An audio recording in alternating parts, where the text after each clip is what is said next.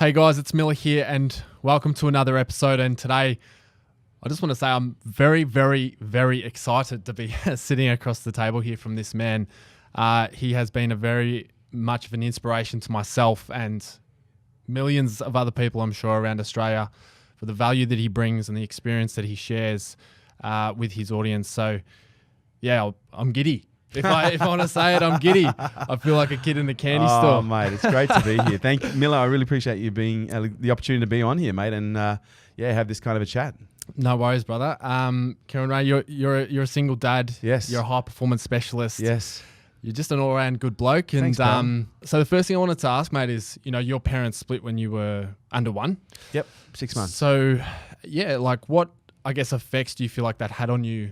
Good or bad, if any, in the man that you are today? Look, it's really interesting. I'm an eternal optimist, and so one of my, whether you call it a gift, whether this is natural or whether this is something that developed as a result of my childhood. When I was younger, I didn't actually know what I was missing to a degree. Because my parents separated at such a young age. I feel like I actually was blessed with not having to go through the potential trauma of loss that some mature age, perhaps older kids go through. Who could understand especially it, yeah. kids, because I've had friends that have gone through it, both at a parental level, friends who have parents who have separated and have got teenage kids, and I've as a teenager I had friends that were going through the same thing where their parents are separating. And so I saw how traumatic that it was. And so when whenever I see that, I actually feel quite blessed that I didn't actually have to go through, that sense of loss. But at the same time, I did feel like something was missing. I always wanted to have a dad. And I was always asking my mum to go and meet someone and find someone. I was always encouraging her that I wanted to have a dad. Like my mum tells this story and it's quite funny. I always used to go up to randoms in the supermarket when I was about 2 years old, and I'd tug on their trousers and I'd look down and I'd go, "Daddy?" To my mum's absolute horror, and she would normally run over and go, "Oh, it's all right, I won't tell your wife." But what was really interesting, I had a number of friends as kids, and I had one friend whose dad was like, he was like the Disneyland dad. He was always high fives, encouragement. He was like a really cool dude, and I used to look at him and go, "Wow, I wish I had a dad like that." But then I had another mate who had a father who his dad was an alcoholic and an abusive alcoholic, and he actually used to beat him. And I'd go and do sleepovers there, and his dad would drink to the point of obliteration and then come out to wherever we were and then just start slapping this kid around. And that was quite traumatic and, enough to really cause enough trauma in a child to be long lasting. And when I, experienced things like that, I was like, fuck, I'm glad I don't have a dad. And so I kind of grew up with this mixed perspective, but I always was like seeking and searching and hoping that one day that I would have a dad. And I even remember at a very early age, and this is where it started, the real benefits start to come in. I didn't know what I was missing, but I always knew what I wanted in a father. And I remember I was about 14 when it was the first time when I consciously started to define, what it is that I wanted in a father. And I realized, well, I'm 14 now. I'm probably not going to really, I don't have the best chance of having like an intimate relationship with a father figure. So I started to go, well, I don't have that opportunity now to have a father, but I'm going to be one. And when I'm going to be one, I'm going to be everything that I wanted in a father. And so at that point, I literally very consciously, very deliberately started to construct the type of father that I was going to be. So I felt like I spent the next 20 years of my life preparing for that role. And so as a result, now being a father, it's actually quite cathartic for me. It's very therapeutic. It's very healing, because now I actually get to be the father that I always wanted, and I get to be the parent at the same time that I always wanted. So it's not just, isolated from a father perspective. It's also I now get to be the parent, from a support, from an encouragement, most importantly from a discipline perspective, because I was, pretty heavily disciplined physically as a child, and that brings with it, its own baggage as well. And so overall, it's not good, it's not bad, it was perfect. It was absolutely perfect because it's a part of my journey. It's made me who I am. And, I've had people say, if you could go back and change it, would you? And that's like, fuck, that's a really tough question. There's a part of me that goes, no, I wouldn't change it. But there's also another little wounded child inside of me that go, well, it would have been nice. But then it's like, well, I am who I am because of it. And would I want to change who I am? No, absolutely not. Despite, the issues that I've had, dealing with addiction and my own mental health, I wouldn't change who I am, because who I am has allowed me to affect the people in the way that I do. Totally. Awesome. Love that. It sounds like you've use that void to kind of create your values, as you. Very, very true. You know, you say. I just, and there's got to be a level of consciousness applied to every situation in order to take something really productive from it. And for me, I don't think I was naturally conscious, but I just was very conscious at that age that I knew what I wanted. I knew it wasn't going to happen for me, but I just thought about how can I use this to be benefit for others, which was going to be, you know, my son when he came through, and who knows, hopefully another child at some point. Fingers crossed. You know, about 6 months ago, I remember you posted a video of kind of the breakdown of your relationship and the social experiment. Yeah, and that was really that was a video that I really resonated with, because firstly because of your vulnerability and ability to kind of look at yourself like that, but then also, you know, I remember there was a scene there where Noah's trying to get your attention, and you and your partner were arguing about something. Yep. And I really resonated with that, because in that I saw myself, you know, right? As parents, we see that, and we see the mistakes that we make for our children sometimes, right? We're all human and we all make mistakes. I guess what advice or what things do you utilize for yourself when it comes to you making mistakes as a parent and maybe dealing with that guilt that comes along with it? Well, I'd like to say I'm the number one dad in the world, but the reality is I do the best that I can with the tools that I've got. My son and myself, my family is very blessed that I've been through an enormous preparation phase in life to get to a point where I think I'm a damn good father. But that being said, and I want to make this really clear, I still fuck it up. Can we swear on this podcast? Fucking oath. All right. I still make mistakes. And those mistakes come in many shapes and forms. The only one mistake that I don't make is I don't strike my child. You know, as I said, I was quite heavily physically disciplined, and that, you know, that still is something that it still comes up and still issues that I deal with today. And for me, because I remember when I was sitting down, my son was about 2.5 years of age. He was sitting on the couch and he was misbehaving, and I was looking at him, and all of a sudden I just started flashing through like every beating that I got, like every wooden spoon that was broken on me, you know, and my mum's a great mum. Don't get me wrong, and I don't want to paint the wrong picture here because she's incredible. But I started to flash through every single way that I'd been disciplined, and I literally burst into tears because I was looking at this kid thinking, how the fuck could I do that to you? There's no way in hell I could do that to you. And then I started to think about my mum. I was like, fuck, what kind of pain was she in order to, you know, get to that place where she would inflict that on a small child. So, you know, the one mistake I don't make, you know, and touch wood, I would never make that mistake. I don't strike my child. But, you know, I've had situations where I have screamed at my child, you know, and that's been rare. You know, the most common mistake that I make is I raise my voice. And that is not something that happens on a very regular occasion at all. Occasionally I let him watch a little bit too much TV. But I'm like I don't know if I am like everybody else, but I'll give you the perfect example of the moment I raise my voice, my son and I are so connected. The moment I start raising my voice, he just looks at me and I can see his heart start to break. And I'm actually quite proud of the fact that whenever I raise my voice, literally within a matter of 5 to 10 seconds, sometimes even sooner, I'll be mid-sentence of raising my voice. I'll see his whole physiology start to shift, and then I'll just go, fuck. And then I'll just literally get down on one knee and I'll go, mate, that is... And even if he's the one being a shit, right? I'll get down on one knee and I will allow myself to take that responsibility, regardless of... It's not about what's right or what's wrong, or who's right or who's wrong. It's not about who's right. It's about what's right. And so for me, it doesn't matter what a child does. No child really deserves to be screamed at, although that's going to be a part of many children's journey. And that's not a negative thing. That's just a thing that child will have to learn how to deal with. Because one of the things that I learned is when you scream at a child, their brain starts, or when a child is misbehaving, or when a child is, you know, having a meltdown, their brain starts to behave in a very different way. You know, there's this old saying called flipping your lid, you know, and it's actually a very literal concept, is because when a child starts to have a meltdown, their ability to connect with their rational mind is completely gone out the window. The frontal lobe actually ceases to communicate with the rest of the brain, so they can't think rationally. And oftentimes when a child is melting down, that's when someone will yell at the child. And this is a child that is experiencing a high level of stress, you know, a high level of emotion. They're not equipped at that stage of their life to regulate it. And the only person that they look to for safety in their world, because they're feeling incredibly safe, is their parent, right? And when a child melts down, they melt down because they don't feel safe. And if they're not feeling safe, and their only point of safety and certainty in the world is that parental maternal figure, and that figure is yelling at them, then you've got some real issues. And I know this is a bit of a bugbear for some people to go, well, fucking what are we, nanny parents? Well, it's not about nanny parents. It's about understanding the neurological development of a child and what starts to happen to a child when they actually feel unsafe. Because when a child feels unsafe and they don't have the facilities to regulate, it's the parent's responsibility to sit down and hold them and show them how to regulate. Hold the child and breathe. So the child might be melting down. And as hard as this is, like when my child has a meltdown, 99% of the time, what I do is I'll get down to his level, I'll hold him and I'll just breathe and I just stay calm. And I let him just express the emotion. High emotion, loud emotion. It's big, it's ugly, it's fucking messy. But I don't tell him to stop. I just say, let it out, buddy. Just let it out, buddy. Just let it out, buddy. And sooner or later, guess what he does? He calms the fuck down.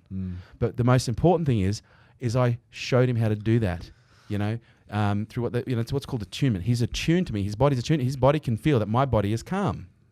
Okay? His senses can feel that my body is calm. And so as a result, his body picks up on that and takes the lead. Versus if he's melting down and I'm melting down, he's got no point of stability. And so I'm like every other parent. When I raise my voice at my child, the only thing is I catch myself straight away. I'll get down to his level and I'll say, buddy, Daddy's so sorry. I'm so sorry that I yelled at you. I really hope you can forgive me. I'm really sorry. And sometimes I'll do this with tears streaming down my face because I'm my worst critic and I beat myself. There's no one could ever say something worse to me than what I say to myself. And people might say, well, that's a little bit destructive. No, I learned how to manage it. But what I'm saying is I'm pretty tough on myself. And so, when I hurt my child, I take it personally. Now, when I hurt his feelings, and so I'll get down and I'll apologize to him. And 9 out of 10 times, he'll literally just hug me, look at me in the eye, and go, that's all right, Daddy, I forgive you. Oh, breaks your heart. Oh, and then I'll just sit there and go, oh, fuck. But, and then it's like, well, it was worth it just for that, But that in itself is part of his journey. His journey is, for me to inflict, in some cases, small wounds that he's going to have to learn how to deal with that'll build his character. But my goal is to, in situations like that, not create massive wounds that create such a psychological deficit that it affects the neurological development and maladaptive brain. And it creates a maladaptive brain which, has all sorts of other ramifications around behavioral disorders, mood disorders, mental health, and especially addiction, And so, yes, I do make mistakes. I do raise my voice at my child, I do, some very rarely for me to yell. But like I said, I'm very quick to catch myself and pull myself into line. But the worst thing that I actually do sometimes, because I work a lot, and I do sometimes struggle for energy, is I let my child sometimes watch more TV than what I allow. We went through a whole period last year where we banned TV for almost a 12-month period, and it was great. We spent a lot of time together, lots of connection. But it creeps back in because it's a great little babysitter sometimes, especially if you're like trying to fucking make a meal and, they're right at you and they're chomping at your heels. And it was just the other day, I was absolutely flogged, right? And we're sitting at home. It was 37 degrees. I don't want to go outside when it's 37 degrees. I want to stay inside where it's nice and cool in the air conditioning. And I was like, and he's like, Daddy, can we watch TV? And we hadn't watched TV in 4 or 5 days, but I let him sit down and we watched TV together for about 4 hours. But at the end of it, I'm beating myself up because I'm like, the more screen time children get, the higher probability of, their brain developing in a different way which in most cases, the natural consequence is ADHD. I'm ADHD as well. Yeah. ADHD is a precursor to addiction in some cases. And so, I overthink shit, as you can see, but I feel guilty and I beat myself up. And so, yeah, I do make mistakes, but it's what those mistakes mean and it's how I deal with them. So when I did that, at the end of the session, I was like, we did watch a little bit more TV than what we probably should have. You do know that, we're not going to do this all the time. And look, and I actually said to him, did you have fun today? And he's like, yeah, I had a really good time. I'm like, do you wish you could have spent more time with me? He's like, but we did. We spent the whole day sitting beside each other. I was like, do you wish we could have spent more time doing other things together? He goes, maybe. And I was like, well, I apologize if we didn't get that opportunity to do that because I only have him half the time. And my goal is when I have him is to fill his cup as much as possible so that when he goes and spends time with his mum, by the time he gets back, his cup is empty from daddy juice and he needs me to fill it back up again. Because there's nothing worse than a child going back through after a transition or after a period of time with a parent and their cup hasn't been filled because there'll be an emotional deficit and that will then manifest in the form of anxiety, misbehavior, anger in some cases and other forms of what you'd call, non-acceptable behavior. Awesome. Very comprehensive answer, mate. Love it. Yeah, sorry, I went a bit deep. Sorry, I didn't mean to go too far. Go deep. Yeah. Let's do it. But I just don't want to sound like the perfect parent, Oh, totally. I do a good job. I have no doubt there are other people that do a better job than me, but I still make mistakes. I still feel guilty. I beat myself up because I take this job really seriously. I'm producing we're producing the next generation. That's right, yeah. And, I look at my business, I look at everything else. He's my greatest legacy. I don't see myself leaving behind money. I'm leaving behind this incredible human being that if I, if I condition, support, train, and coach properly, he's going to be able to create and affect 10 times the change that I have in my lifetime. Huge. So I want us to keep on, mate, because I've got a bunch of questions here. No, so fire away. what were your, towards the end of the relationship with it's Chris, I believe. Kristen. What, when you got to the point where it was like, okay, I think we're going to split. Yep. I think, towards the end here, okay, I'm coming to terms with maybe this is a possibility. What were your major fears, concerns, worries, apprehensions about that experience? Yeah, good question. I still remember the first time my ex-wife, Chris, floated past me. She goes, I think we should separate, which was about 2 years before we actually did separate. I was completely unprepared. And the first time that she suggested, she said, I think we should separate. We had a 2-year-old child at this point, 18-month-old, 2-year-old child. And I immediately went to, my ideal started to crack. And because when I got married at 36. I had this ideal that I'm not going to get married until I find the one, and I'm only marrying one person in this lifetime because I'm in this, I'm a committed individual, right? And so when she suggested that, my whole world was starting to rock because I was like, well, hang on, shit, I thought we could get through anything. My vows, to me, the vows that we went through, they were like solemn. And I literally fell into a heap, walked into the pantry, slumped into a corner, and I'm not kidding, I hysterically cried easily for about half an hour. I just sobbed and sobbed, like hysterically. Even getting emotional now thinking about it. Oh, it's all right, mate. No, it's all good. My wife came in. She couldn't console me. I was just devastated because it just hadn't entered my world. Because to me, I'm a fucking problem solver, bro. There's nothing I can't do. If I want something, I'll fucking do whatever it takes to get there. And but not everyone thinks the same way that we do. And what I mean by that is we're all individuals and different. We all have our own values. And I'd compromised her values to such a degree that it was no longer something that she saw that was important enough to keep pursuing at that point. And so, I made the promises, all right, what needs to change? I'll change. I literally was like, I'll fucking do anything, you name it. I'll do it, whatever it is. I'm not giving my son, a family that's not together. At the time I was using language like broken family. And I was like, do you understand the statistics of broken families and children who end up as addicts? I'm an addict. And I'm like, I don't want my child to go through what I've been through, although it's been the greatest development I've had. But I started spitting out I was like, we have to, for the sake of Noah, not ourselves, but for the sake of Noah, we have to find a way to work this out. And then over the next 2 years, it was used intermittently here and there. And so I became a little bit more desensitized to it. So by the time we got to crunch time, 3 months prior to that, we had sat down and gone, okay, we think it's time to separate. And I was like, look, we've been through counsel, we've been through everything. Look, and I was like, I just feel in my gut, let's just give it 3 more months. And she goes, yeah, okay. So we set a date, 3 more months, and we worked towards, and the next 6 weeks, 8 weeks were amazing. They were magical. They were like when we got together, and then a few things started to go downhill, and it started to crumble again. And I remember I literally had just finished an Nail It and Scarlet. So, bear in mind, I'd just done like 3 weeks of traveling around Australia. Then I just backed it up with a Nail It and Scar. I came home, I was absolutely shattered. And then she said, yeah, I think it's time for us to separate. I've already moved my stuff into a separate room. And I literally said, yeah, you're right. I said, just so you know, I'm not ready to quit. I'd keep going if you want to, but we have tried everything, So it was at that point, she made the call, but I supported her because, I could see it wasn't working. And the root of your question, what was the feeling? Yeah, your fears, concerns. The main fears and concerns really came up in the first round, that 2 years, which was what's going to happen to Noah.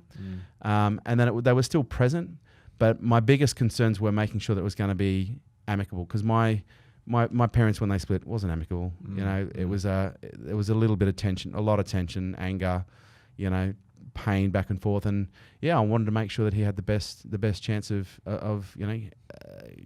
us working together, even though we were separate, in a co-related, co-parenting way, to create a relationship blueprint that, although we weren't together, was still going to be healthy.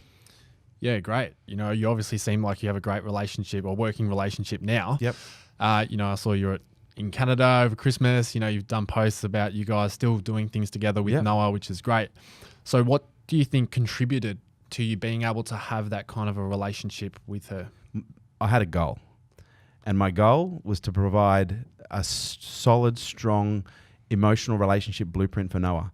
And I can tell you, there were, in the early stages, there was a lot of stuff going down where I was just like, you know, I could have just it could have gone bad. It really could have. But, you know, there comes a time in life where you got to ask yourself this question: do I want to be right? Do I want to be heard? Or do I want to be happy? You know, I think sometimes in life when there's conflict, people want to be right. Definitely. Well, you don't understand. This is the reality. This is my reality. Or in some cases, people want to be heard. Well, I understand your perspective, but do you understand mine? And both of those things, in essence, can become emotional triggers for the other. Whereas what I learned to do is just suck it up and have situations where I wanted to respond. I was like, what's more important right here? Do you want to be happy? Do you want Noah to be happy? Or do you want to be heard and do you want to be right? And I was just like, you know what? My ego doesn't need to be heard. It doesn't need to be right. My focus is on Noah. I'm going to eat shit on this one. And I had a lot of, look, and I'm sure Chris would say the same thing. We've all got our own perspective. But, you know, I ate a lot of shit sandwiches. And I don't say that as a disrespect to Chris, because we're both navigating a very painful space. We're both navigating a very painful transition. So, you know, when people are in pain, they inflict pain. And we're both in a bit of pain. And we're probably both unconsciously and, you know, not deliberately, but unconsciously inflicting a little bit of pain on each other.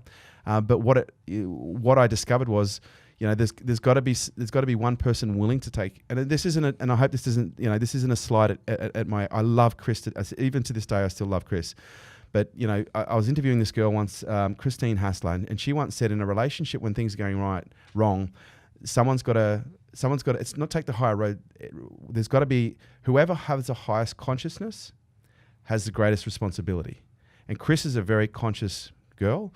But what I realized at that point is I have an enormous responsibility to make sure that this transition is healthy. Because if I don't, you know, with my personality style, I'm quite intense. You know, I'm aggressive, but I'm not abusive. But when feel like I'm right, like I can pursue things quite heavily. And so for me, it was just a matter of stepping back, allowing Chris to have her voice, and really just find her space. Because, you know, although it was a challenging time for both of us, you know, I've got to take into account her experience as well. And her experience is she's now a single mum. You know, she didn't have a job, she didn't have a business. You know, she was relying on me for all of her support, and that's a vulnerable position for any human being to be in. And so it required also a lot of compassion to really put myself in her shoes and go, fuck, what would this be like if I was her? And really taking her perspective, not just mine. I know what my perspective is, but I think that's one of the things that is missing in relationships is people be able to, you know, sit in the other chair, put their feet in the other shoes and go, okay, let me just try and understand their experience, just so I can, and that to me creates empathy. Huge. And empathy is an incredibly therapeutic, cathartic, and, you know, and healing, you know, state to experience. Yeah. It sounds like there you kind of, I guess, maybe, you know, taking fuel away from the fire. In some sense. Absolutely. You know, starving the fire. Yeah. Starving the fire. And just understanding what people's values are and making sure that you can meet them to ensure that they feel safe. Yeah. And this is actually a really important point. You know, one of the things that I discovered is during that separation, the challenges really only ever arose when Chris felt unsafe. And so what I discovered was one of the most important things for me was to do whatever I could to make sure she felt safe. You know, and, you know, I think that's a challenge in any relationship, especially in a divorce. You know, when you start going through the financial aspects of divorce, you know, a lot of men will use their position as of power financially to control. And I didn't want to do that. I didn't, because whenever there was mention of anything of the financial nature, I could see the high level of, you know, fear and uncertainty and unsafety. And when she felt unsafe is when things started to go wrong. Yep. And so I started to realize the importance. And Chris is like any other human. We're all the same, especially children. And one of our number one primal desires or needs is to feel safe, because when we're safe, we can think clearly. You know, we can experience happiness. When we're unsafe, you know, our fight or flight is activated. We can't think properly. We're constantly stressed. Everything is bigger than what it seems. Yep. And it's a lot harder to deal with life. Totally. And so I wanted to find out, you know, through your experience, I guess, what hindsight lessons or advice would you give to other single dads, newly single dads, or other dads who are maybe on the edge or on the brink or in the realm of possibly breaking up? Yep. Don't make it about you. Don't make it about you. It's not about you. Okay. Don't take it personally. You know, not everyone is designed to be together forever. Make it about, have a goal. and make the goal about, and again, maybe this, for right or for wrong, my goal was not about me. It wasn't about me. I made it about Noah. And I was like, right, this journey from here on in, it's less about me and more about him, and making sure that I develop a happy, healthy child. The challenge for most people in that scenario is sometimes they don't put their child, there isn't enough value on the child. The value is on the perspective of the individual. And so what dominates is, well, it's not that I don't care about my child, but I'm not going to be treated this way. That kind of shit versus, look, everyone, and again, I'll say this again, people in pain inflict pain. Yep. People aren't naturally assholes. People aren't naturally mean. They just do that when they feel unsafe. They do that when they are in some form of pain. And so, I think another piece of advice that I'll give you, it's not about you, but understand that everyone's got their own perspective, and just because you've got one doesn't mean that it's right. And I'll go back to what I said before. You can either be heard, you can be right, or you can be happy. Ask yourself the question, what's more important? And if you're being heard or you being right is more important, then that's your ego. Okay. And and people who want to be right and want to be heard, they're going to experience more pain than most people on this planet. Okay. Because they're attached to that. When you're not attached to that, when you start to remove the buttons from the board, no one can press them. And when no one can press them, no one can piss you off. Oh, and so when you get pissed off at whatever your partner's doing, she's not pissing you off. Or he's not pissing you off. You're choosing to be pissed off because you don't accept their perspective on some level. Accept their perspective, surrender, allow yourself to see where they're coming from, but at the same time, give yourself permission to have your own. But in some situations, it doesn't mean that you have to share it. Okay, share it with your mate. Share it with your therapist. Okay, if you have an open, honest, flowing, you will get to that point if you work deliberately and consciously, where you'll be able to sit down and eventually you'll be able to share it. But as long as you share it from a place of love and compassion, like my wife and I, we went away at Christmas. We had a little incident at Christmas that brought up and fled up some tension. And normally we address stuff in the moment, but it was Christmas time. It was high stress, lots going on. But it took about a week and a half for us to loop back around and share each other's perspective. Now, Chris had her perspective, I had mine. We still weren't in agreement, but we allowed each other to be heard. And we accepted each other's perspective, and we gave permission for each other to feel the way that we feel. And so there was no yelling, there was no screaming, there was no attack, there was no defense. It was just two conscious human beings sitting down and going, well, fuck, this is what happened for me. What happened for you? Well, this is what happened for me. Fuck, now I understand why you behaved that way. Fuck, now I understand why you behaved that way. Gosh, I'm really sorry for my part in this. I'm really sorry for my part in this, and too. Sweetheart, I love you. I'm really glad that we can get through this, And that was the gist of the conversation. It was a half-hour conversation, but it was very loving. There's no requirement for screaming and yelling, because that's just not how people hear. People don't hear when they're being screamed at. In that situation, it sounds like Chris is very, conscious, and she's very, able to at least have a conversation about how she's feeling and voice those concerns and stuff. But it kind of takes two to tango. It absolutely does. In some cases, right? So if not always, definitely not always, because sometimes I'll express lower levels of consciousness. Sometimes she'll express lower levels of consciousness. But in any moment, in order for peace to be maintained, somebody has to maintain the high level. The person with the highest level of consciousness in that moment, and that'll be transient. One day it'll be you, one day it'll be me, one day it'll be Chris, one day it'll be me, has the responsibility in that moment to go, oh, hang on a second, let's not make this something that it's not. Okay, so what you're saying there is that even maybe if the other person isn't, it doesn't give you an excuse not to be the conscious person in that moment and work through that. Yeah. Find where your buttons are and take them off the table. Self-awareness. Yeah, man. Huge. That's key. Awesome, brother. Well, thanks for jumping on here today. Was there another question? You can keep going because I know you had another question in this. Did you have one more? I do. I'm just conscious of the time and stuff, mate. Come on, let's do it. So, look, what are your biggest lessons, learnings of the breakup about yourself or about life? Oh, and I'm glad you asked this question because this is really important to me. In the early stages, as I said, it was a little bit uncertain, a little bit rocky, but the real beauty came in when we finally did separate. Okay. Because initially we started to nest, and nest is where you have the matrimonial home, and one parent stays with the child for 1 week and the other parent stays in an apartment nearby. And then the next week the parents swap, the other parent's in the apartment. Right. So the child has a basis of, now I'm spending independent time with each parent, but I'm still in the same place. Yep. So it creates less stress, less anxiety, and less potential trauma for the child. And we did that for a few months, and after a few months we separated properly. And my relationship with my son over that time just blossomed. Now, because my wife, she's an incredible mother, ex-wife, is an incredible mother, but she's got a very dominant parenting style, not towards Noah, but in terms of, no, I'll take care of it. You know, I've got it. And what happened is I'm a very disciplined, structured, boundary-driven individual, you know, and that's something that's very healthy, not just for humans, but especially for people who've got a history with addiction. And so when I was trying to put certain boundaries in, there was a little bit of flexibility on her side. So my son would always default to her. And as a result, sometimes he was given the opportunity to make decisions that he wasn't capable of making. And when you give children the opportunity to make decisions that they're not capable of making, they experience anxiety and stress. They may demonstrate on the outside that they want to decide, but internally they're going bananas. It's like a dog. When you treat a dog like a human, they literally freak out. They'll start to dig holes in the backyard. They'll start to chew up things because they're like, I need someone to fucking lead me. Okay, I can't be your dogs are like, I can't be your peer. I'm not your peer. And if you don't try to lead me, I'm going to try and lead you. And I don't know how to lead a human, so I'm fucking going to lose my shit and try and work it out, right? And kids are very much the same. They need to be led.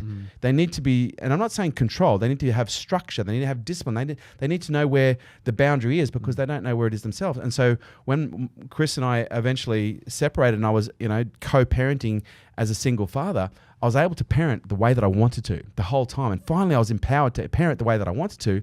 And Noah just bloomed. He just bloomed, and he went from, and you know, and I don't say this with disrespect in any way. He went from being a mummy's boy to a daddy's boy because he really started to feel the benefits of structure. He really started to feel the benefits of boundaries, and as a result, you know, he started to crave that, and he started to miss me, and he started to want to be around me more because, you know, he felt better in that environment, and you know, and Chris has adopted, you know, some of that now and a lot of that now as well, and the relationship between us just transformed. Absolutely. And I'm like, and all of a sudden, like, it's like, wow, it's amazing what has to happen in order for us to live and express our potential. Because, you know, I had to, you know, my whole goal was 14 years onwards, I want to be the best dad in the world. I'm going to be the designer dad, right? And then I marry and I have a child. I'm like, yeah, finally I'm there. And then we separate. I'm like, oh no. But now I'm now able to parent and be the father that I've always wanted to be, which I wasn't, for whatever reason, able to in that relationship. And that's no slight on Kristen because she's an incredible mother, but you know, she's quite, you know, she's very, very powerful in that context. And you know, I allowed myself to step back and allow that to be taken care of because I didn't want to rock the boat. Do you know what I mean? And now it's not, I'm not rocking anyone's boat. I'm just rocking mine, and we rock it out. It happened how it was meant to, mate. It's perfect. And I'm eternally grateful for Chris. I'm eternally grateful to her family, like her family, Noah's family. They're my family, and you know, I don't come from a big family, and she does, and I feel incredibly blessed that I married. I couldn't have married and had a child with a better person at this stage. And whatever's coming next, I'm very, very excited about. But I'm glad it was her. I'm glad it was with her and with her family because, yeah, it's an incredible cathartic opportunity also for Noah because now he has the big family that I always wanted, so to speak, and so do I in some respects.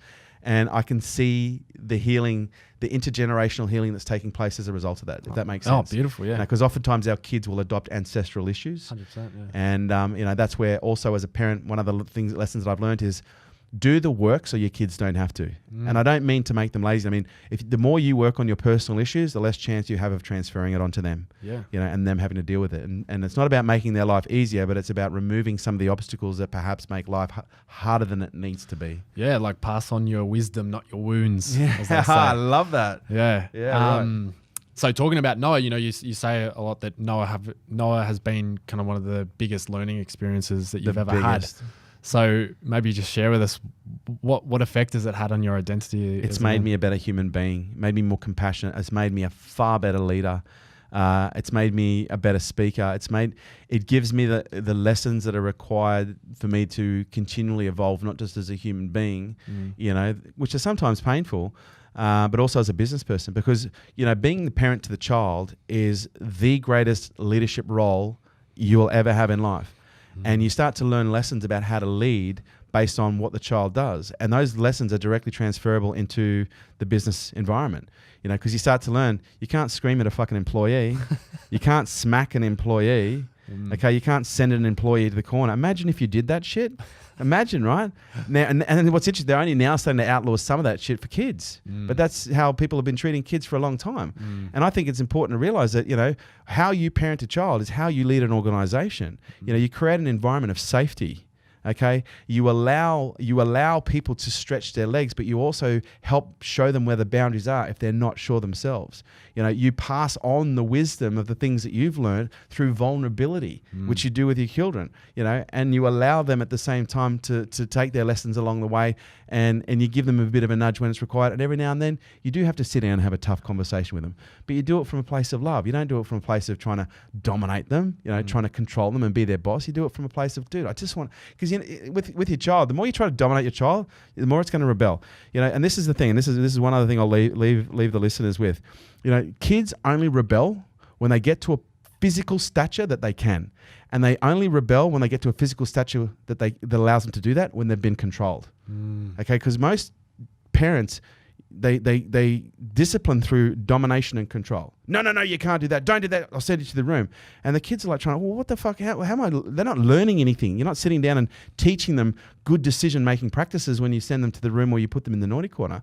When my son misbehaves, I'll sit down and say, okay, so do you know why we're having this conversation? Okay, so what did we do? What could we have done better? Okay, and what can we do next time?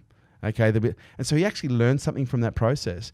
And I think it's really important to understand the more we are able to treat our kids not as adults, but as humans, the more they actually develop into healthy adults in the same place. And they get to that point where, because if you dominate a child, by the time they're 14, they don't trust you.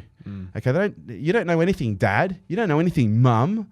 Okay, because there's been no understanding between you by that point. And so as a result, what do? They sneak out, they rebel, they fucking start taking and experimenting with drugs and boys and girls. Whereas if you can allow a child and give the child the space, and you can work with the child and show them how to make better decisions, by the time they get to 14, they don't have to rebel. There's nothing to rebel against. People only rebel against resistance. Don't create resistance, create conversations, create understanding. I've had people say, oh, my 2-year-old doesn't understand anything. I can't sit down and talk to my 2-year-old. And I was like, well, fuck, I can. When my son was 2, we had really good conversations. 2, 2.5, 3, great conversations. 5, we have full-blown conversations now. He knows what a fucking molecule is. He knows what an atmosphere is. And if he knows what a molecule and atmosphere, I can tell you right now, he understands the emotional context. He can sit there and say, Daddy, that was rude. I don't appreciate it when you speak to me like that. He can say, Daddy, and sometimes it's for no reason whatsoever because he's just like, not getting what he's wanting. Can I have this? No, that was rude, Dad. It's like, well, no, it wasn't. I was just actually saying no. So, I hope that helps. No, that's amazing insight. So awesome to have you on here, mate. It's a real pleasure. Thank you for taking the time out to speak to us. And the things that you've been speaking about today have been, just invaluable. Really. Thanks, mate. So I'm sure everyone listening will really enjoy it. Thanks, Miller. Appreciate being here. No worries, mate. We'll check out Kerwin Rae. Where can we find you? KerwinRae.com, Facebook, Instagram, Snapchat, LinkedIn. Yeah, I'm all over the shop. Yeah. You're not that hard to find. Hard to find. Just Google me. That's very honest. Thanks, Miller. Appreciate all right, your mate. time. No worries. Thanks, buddy.